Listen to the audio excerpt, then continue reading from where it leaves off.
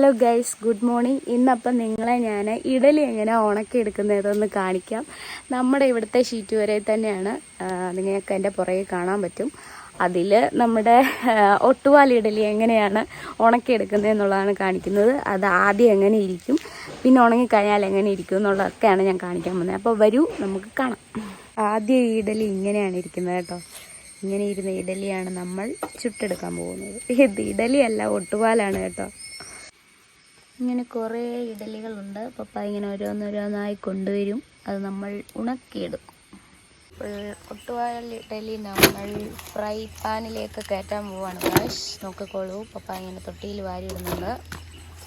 നമ്മൾ അവിടെ കൊണ്ട് അടുക്കി വെക്കും. പപ്പ അതുകൊണ്ട് പോവാണ്, നമ്മുടെ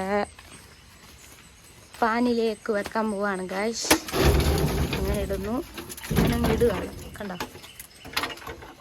ഇനി അത് ഓരോന്ന് അടുക്കി വെക്കും. മണ്ടേ വെച്ചാൽ വേഗം ഉണങ്ങത്തില്ലല്ലോ. അത് നമ്മൾ മാറ്റി വെച്ച് കൊടുക്കും. ഒരു സെക്ഷൻ കുറച്ച് ഉണങ്ങിയതും ഒരു സെക്ഷൻ പുതിയതുമായിട്ട് ഇട്ടു. അങ്ങനെ ഇത്രയാണ് ഇവിടെ ഉണങ്ങിയെടുക്കാൻ പറ്റുന്ന കേട്ടോ. ഇത് ഷീറ്റാണെങ്കിൽ നമുക്ക് കുറേ കമ്പിലിങ്ങനെ ഇതാണ്, നിങ്ങൾക്ക് കാണുന്നുണ്ടോ? ഇതാണ് നല്ല പുക വരുന്നുണ്ട് കേട്ടോ. ഇതാണ് അത്. കറുത്ത നല്ല ഇഡലിയാണ് കേട്ടോ, തടി പോലെ ഇരിക്കും. ഇതിങ്ങനെ കറുത്ത് പൊള്ളും, ഉണക്കും. നല്ല കരികരികാന്നിരിക്കും കേട്ടോ. ഇത് റബ്ബറാണ് കേട്ടോ. ഉൾവശം ഒന്നും ഉണങ്ങിയിട്ടില്ല.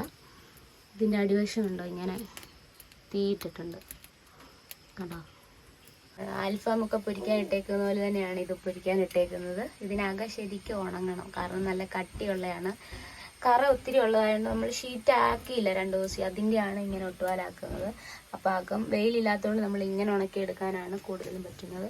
ഇതിൻ്റെ പുക മുകളിലേക്ക് ചെല്ലും. പിന്നെ ഷീറ്റൊക്കെ ഇവിടെ ഒരു കമ്പുണ്ട് കേട്ടോ. കമ്പ് ഞാൻ കാണിച്ചു തരാം ഗായ്സ്.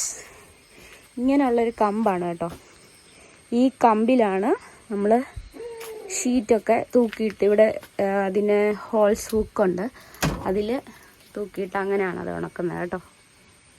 അപ്പോൾ ഇതിന്ന് നല്ല പുക വരുന്നുണ്ട്. പപ്പ ഇനി അത് അടുക്കി വെക്കും. അപ്പോൾ അതിങ്ങനെയാണ് അതിൻ്റെ ഒരു ഉണക്കുന്ന രീതി. അതിൻ്റെ പുകപ്പരയാണിത്. സ്മോക്ക് ഹൗസ് എന്ന് പറയും.